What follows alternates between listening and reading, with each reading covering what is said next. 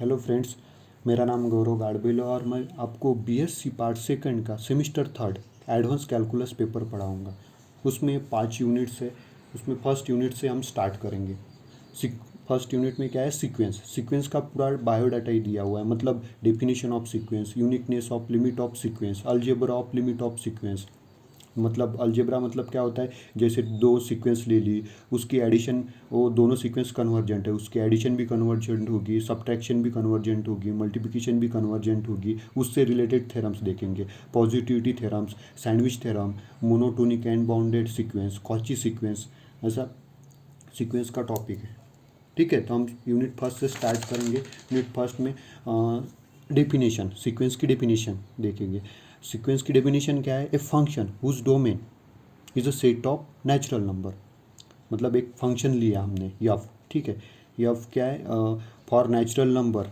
Domain क्या बोला है उन्होंने, natural number, and range of subset of real number. जो रेंज बनेगा, मतलब कोडोमेन जो भी होगा रेंज, वो क्या होगा, सबसेट का, सबसेट ऑफ रियल नंबर। किसका सबसेट होगा, रियल नंबर का। ठीक है, फॉर एग्जाम्पल मतलब उसका स्ट्रक्चर देखो कैसे बनेगा सीक्वेंस का। सीक्वेंस एफ एन लिए, ठीक है। और नेचुरल नंबर क्या होगा, नेचुरल नंबर में क्या क्या आता है, 1 2 3 4 5, तो वैसे ही इमेजेस लेंगे, f(1), f(2), f(3), dot dot dot dot f(m), मतलब ये टर्म्स है सीक्वेंस की, उसकी इमेजेस का कलेक्शन लेना है, उसको बोलते हैं हम सीक्वेंस। ठीक है, is called as sequence of real number. Real number की सीक्वेंस क्यों, क्योंकि जो रेंज सेट है वो सबसेट ऑफ रियल नंबर। और सपोज वो सबसेट ऑफ कॉम्प्लेक्स नंबर होता है तो क्या बोलते हैं उसको, सीक्वेंस ऑफ कॉम्प्लेक्स नंबर।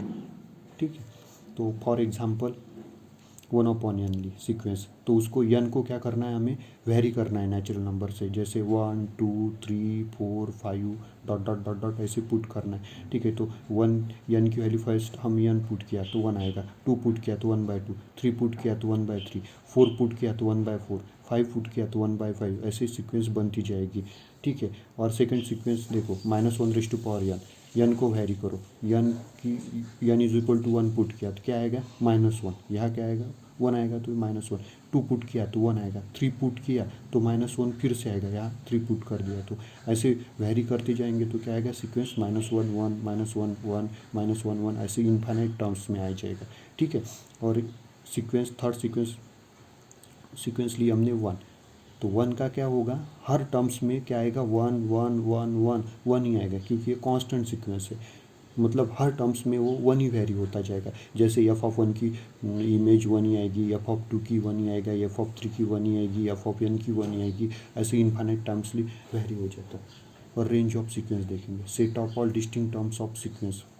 मतलब रेंज क्या होता है, सीक्वेंस होती है, सीक्वेंस का रेंज सेट, मतलब उसके जो भी टर्म्स है ना, उसमें वो डिस्टिंक्ट टर्म्स का सेट बनता है, उसे कहते हैं set of all distinct terms of sequence is called as range set. जैसे फॉर एग्जांपल देखेंगे हम, सीक्वेंस फर्स्ट 1 लिए, तो उसमें क्या है, 1 1 1 ऐसे वारी होती जाएगी ना, तो रेंज सेट क्या बनेगा, सिंगल टर्म सेट, क्योंकि इसके एक ही टर्म है ना, distinct collection of distinct terms बोला है उन्होंने, तो डिस्टिंक्ट टर्म्स एक ही है ना, तो इसके लिए सिंगल टर्म सेट बनाएगा।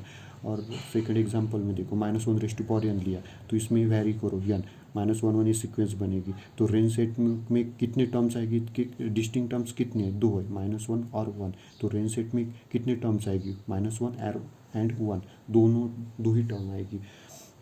सीक्वेंस थर्ड एग्जांपल देखो, 1/n को n को वैरी करो, क्या आएगा, 1 1/2 1/3 1/4 1/5 1/6, ऐसे आएगी ना इसकी टर्म।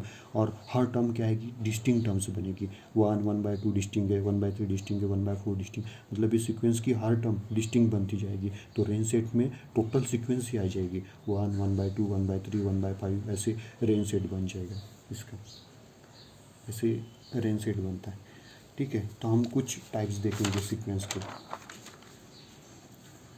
Types of sequence. तो फर्स्ट, मतलब टोटल अप्रोक्सीमेटली 9 to 10 उसके टाइप्स है। तो फर्स्ट टाइप्स देखेंगे, कांस्टेंट सीक्वेंस। कांस्टेंट सीक्वेंस को अभी हमने देखा, जैसे 1 1 मतलब हर टर्म में एक ही नंबर रिपीट होता जाएगा, इसको कहेंगे कांस्टेंट सीक्वेंस। ठीक है। मोनोटोनिक इंक्रीजिंग सेकंड टाइप देखो, monotonic increasing sequence. Monotonic increasing sequence मतलब क्या है, यंथ टर्म दी हुई है सीक्वेंस की, तो उसकी यन प्लस वन टर्म जो एक से बड़ी होने वाली टर्म है वो क्या होगी, ये इससे बड़ी होगी, उसकी इक्वल या बड़ी होगी। ठीक है, जैसे फॉर एग्जांपल देखेंगे हम, यन की वैल्यू वन पुट कर दो इसमें, यहाँ किया हमने यन की वैल्यू वन पुट कर दी तो क्या आएगा वन। ठीक है, और यहाँ लेस देन और इक्वल टू A2 होगा, मतलब क्या होगा A1 A2 से क्या होगा छोटा होना चाहिए, और ऐसे ही लेस देन और equal to A3 less than और इक्वल टू A4, मतलब जैसे जैसे बढ़ती जाएगी सीक्वेंस की टर्म वैसे वैसे उसकी टर्म मतलब वैल्यू भी बढ़ती जानी चाहिए। जैसे यन ले ली हमने सीक्वेंस यन, तो ये नेचुरल नंबर से वैरी किया 1 2 3 4 5 डॉट डॉट डॉट डॉट ऐसे वैरी किया ना, तो यन की फर्स्ट टर्म क्या आई, यहाँ वन है, सेकंड टर्म क्या आई टू, थर्ड टर्म क्या आई थ्री, मतलब देखो बढ़ती जा रही है ना ये टर्म 1 2 3 4 ऐसे बढ़ती बढ़ती जा रही है, ऊपर ऊपर जा रही है, मतलब ये मोनोटोनिक इंक्रीजिंग सीक्वेंस है, इंक्रीज होती जा रही है। ठीक है, और सेकंड एग्जांपल देखो, वन लिया है, कांस्टेंट सीक्वेंस लिया 1 1 1 1 1 1, तो इसने क्या बोला है लेस देन और इक्वल टू भी चलेगा, तो ये क्या है ऐसे मतलब 1 1, तो ये भी इंक्रीजिंग सीक्वेंस बन जाएगी, मोनोटोनिक इंक्रीजिंग बनेगी। ठीक है, थर्ड टाइप देखो, monotonically strictly increasing sequence. Strictly increasing sequence में क्या आएगा, स्ट्रिक्टली लेस देन होगा, जो यहाँ लेस देन और इक्वल टू है उसकी जगह स्ट्रिक्टली लेस देन होगा। ठीक है, मतलब A1 लिया तो strictly less then A2 A3 strictly less then strictly greater then A3, ऐसे बढ़ती जाएगी। तो सीक्वेंस फॉर एग्जांपल आपको बताता है, जैसे यन लिया सीक्वेंस, वो तो इसको वैरी किया, सीक्वेंस क्या बनेगी 1 2 3 डॉट डॉट यन, तो ये देखो वन A1 जो है A2 से एकदम छोटा है, मतलब उससे छोटा है, A3 स्टिकली लेस देन है, मतलब 2 3 से स्टिकली लेस देन है, जैसे मतलब ये टर्म स्टिकली ग्रेटर बनती जाएगी, मतलब ये जो नेक्स्ट टर्म होगी फर्स्ट टर्म से स्टिकली ग्रेटर देन होती जाएगी। जैसे 2 से 3 बड़ा है, 3 से 4 बड़ा है, ऐसे इंक्रीज होती है, स्ट्रिक्टली इंक्रीज बोला है, ये वाली सीक्वेंस इसमें नहीं आएगी क्योंकि यहाँ स्ट्रिक्टली ग्रेटर देन बोला है, ये इक्वल टू टर्म्स बन रही है ना इसलिए। ठीक है, फोर्थ देखो, monotonic decreasing sequence. Monotonic decreasing sequence increasing और डिक्रीजिंग के उल्टा होगा। जैसे monotonic decreasing sequence an is greater than an plus one, मतलब जो टर्म बनेगी A1 इज ग्रेटर देन और equal to A2 is greater than और equal to A3 is greater than और इक्वल टू A4। समझ में आया, जैसे मतलब A1 बड़ा होगा A2 से, A2 बड़ा होगा ग्रेटर देन और equal to A3 greater than और इक्वल टू A4, ऐसे बनती जाएगी। फॉर एग्जांपल ले ली हमने 1/n ली, जैसे देखो A1 ये टर्म फर्स्ट A1 है ना, A1 छोटा है बड़ा है A2 से, A2 बड़ा है A3 से, मतलब ऐसे डिक्रीज होती जाएगी सीक्वेंस, ऐसे ऐसे डिक्रीज होती जाएगी सीक्वेंस, उसे कहेंगे डिक्रीजिंग सीक्वेंस। इसमें ये कांस्टेंट सीक्वेंस भी आएगी, इसमें देखो ना लेस देन और इक्वल टू चलेगा ना, तो ये भी इसको भी हम मोनोटोनिक इंक्रीजिंग भी बोल सकते हैं और मोनोटोनिक डिक्रीजिंग भी बोल सकते हैं। और एग्जांपल देख लो, -1 सीक्वेंस -1 -2 -3 डिक्रीजिंग होती जा रही है, -1 बड़ा है -2 से, -2 बड़ा है -3 से, है ना, ऐसे छोटी मतलब इधर से नीचे नीचे नीचे नीचे डिक्रीज होती जाएगी। ठीक है, और एक कांस्टेंट सीक्वेंस भी उसमें आ जाएगी। मोनोटोनिकली स्ट्रिक्टली डिक्रीजिंग सीक्वेंस मतलब क्या होगा, an strictly greater than an plus one. समझ में आया, जैसे 1/n लिया, मतलब जो ए लेस देन और इक्वल टू वाली कंडीशन आएगी ना वो इसमें नहीं आएगी। Monotonically decreasing strictly decreasing sequence में ऐसा आएगा an strictly greater than an plus one, मतलब A1 strictly greater then A2 strictly greater then A3 strictly greater then होगा। जैसे फॉर एग्जांपल ले लिया हमने सीक्वेंस 1/n, देखो 1 सबसे बड़ा है, A2 उससे छोटा है, A3 उससे स्टिकली छोटा है, उससे A4 उससे स्टिकली छोटा होता जाएगा, मतलब ये छोटी छोटी छोटी छोटी होती है और स्टिकली छोटी होगी, ऐसे नहीं लेस देन और इक्वल टू जैसे कांस्टेंट में देखा हमने, ऐसे नहीं बनेगा। ठीक है, -n सेकंड एग्जांपल लिया, जैसे ये भी स्टिकली डिक्रीजिंग सीक्वेंस है, इसको स्टिकली डिक्रीजिंग सीक्वेंस कहेंगे। 6 देखो बाउंडेड सीक्वेंस, टाइप नंबर 6 है बाउंडेड सीक्वेंस। और बाउंडेड सीक्वेंस में देखो सीक्वेंस मतलब एक सीक्वेंस ले ली हमने, जैसे ये 1/n ही ले लो, 1/n यहाँ 0 यहाँ 1 है।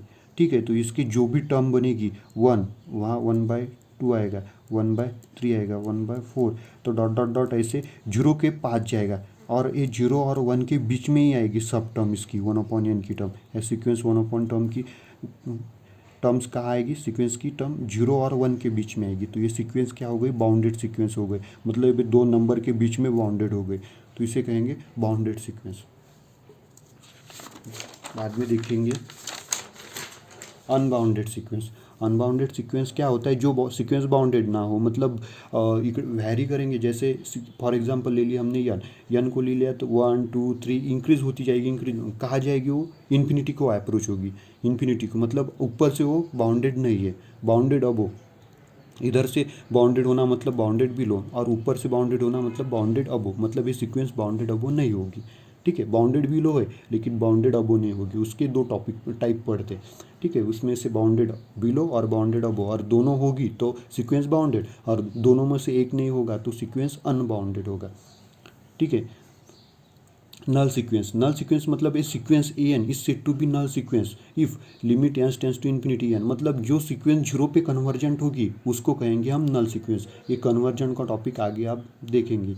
ठीक है, और eventually constant sequence, constant sequence ही रहती है इवेंचुअली कांस्टेंट सीक्वेंस, एक टाइप की कांस्टेंट सीक्वेंस है, लेकिन वो एक पर्टिकुलर नंबर के बाद कांस्टेंट बनती जाती है। जैसे फॉर एग्जांपल ले ली हमने 1 2 3, ठीक है, और 4 4 4 4 4 ऐसे बनती जाएगी, मतलब एक पर्टिकुलर नंबर के बाद कांस्टेंट बनती जाएगी। N is equal to c for all N is greater than और इक्वल टू एफ, मतलब एक नंबर एग्जिस्ट होगा यम, उसके बाद में जैसे यहाँ यम क्या बन रहा है 1 2 3 4 4 बन रहा है यम की वैल्यू क्या है 1, और यन उसके बाद में जो भी यन आएगा 4 के ऊपर का जो भी यन आएगा उसकी वैल्यू क्या आएगी सी, मतलब 4 4 4 4 बनती जाएगी। ये हो गया इवेंचुअली कांस्टेंट सीक्वेंस।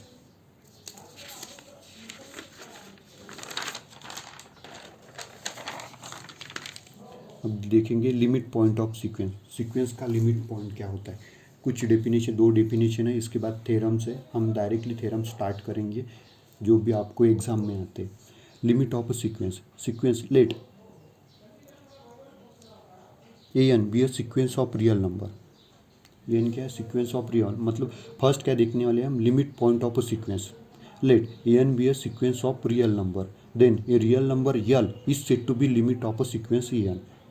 ठीक है, लिमिट ऑफ सीक्वेंस मतलब जो यल है वो is said to be limit point of sequence a n if every neighbourhood of l contain infinite terms of sequence a n, मतलब जो भी उसके नेबरहुड में आएगा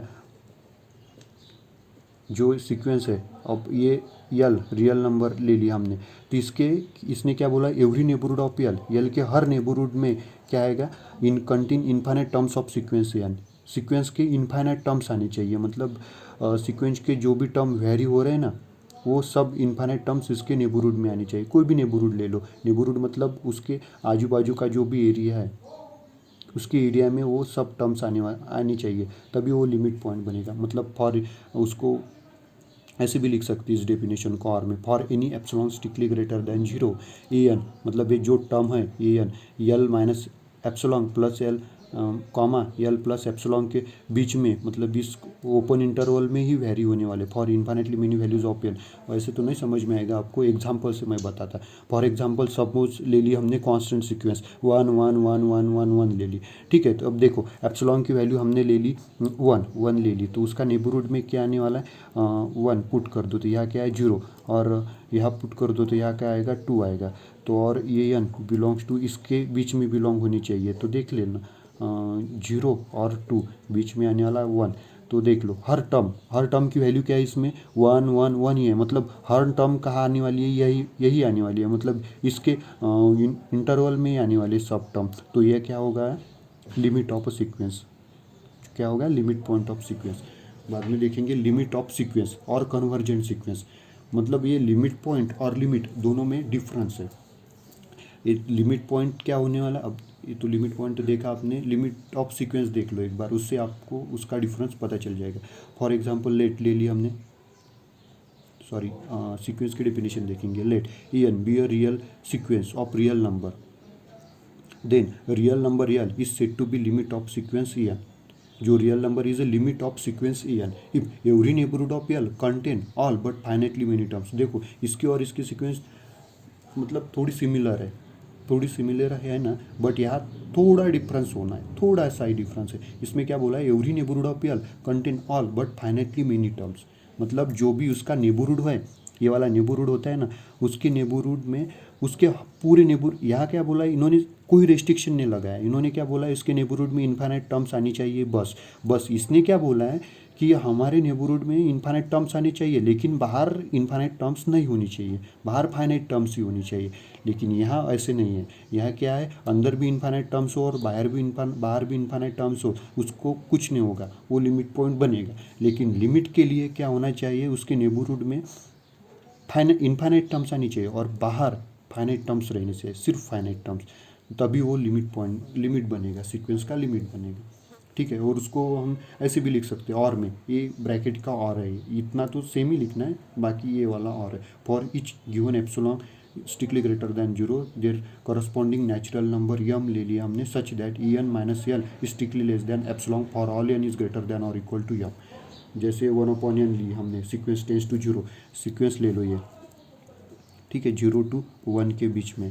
तो इसके टर्म्स देखो, यहाँ क्या है, 1/2 आएगी, 1/3 आएगा, 1/4 आएगा, dot dot dot dot dot, इसके पूरे जीरो के नेबरहुड में ही जाने वाले।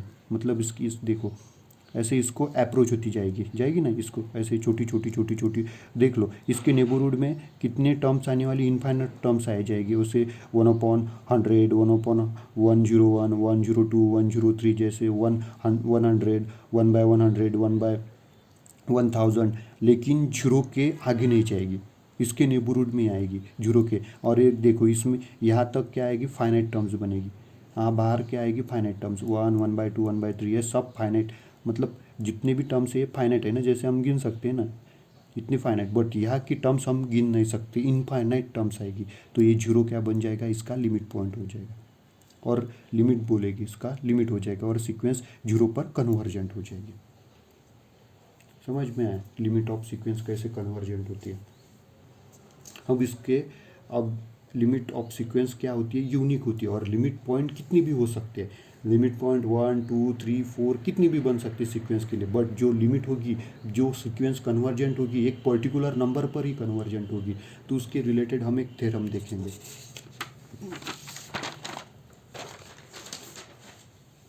ये आपके एग्ज़ाम में भी आता है, फॉर 4 मार्क के लिए, मिनिमम 4 मार्क के लिए पूछता है, जैसे prove that limit of sequence is unique, prove that, और वही क्वेश्चन ऐसे भी पूछते हैं, prove that limit of sequence if it is exist is unique होगा।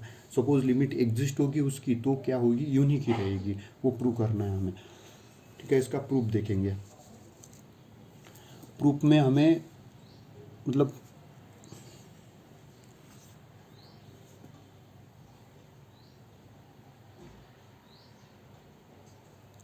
प्रूफ देखना, prove that limit of sequence is unique, और prove that limit of sequence if it is exist is unique होगा। ठीक है, तो प्रूफ में ले हम एज्यूम करेंगे या सपोज करेंगे, सपोज किया हमने, if let possible the sequence n converges to 2 distinct number, 2 number पर कन्वर्जेंट होगी।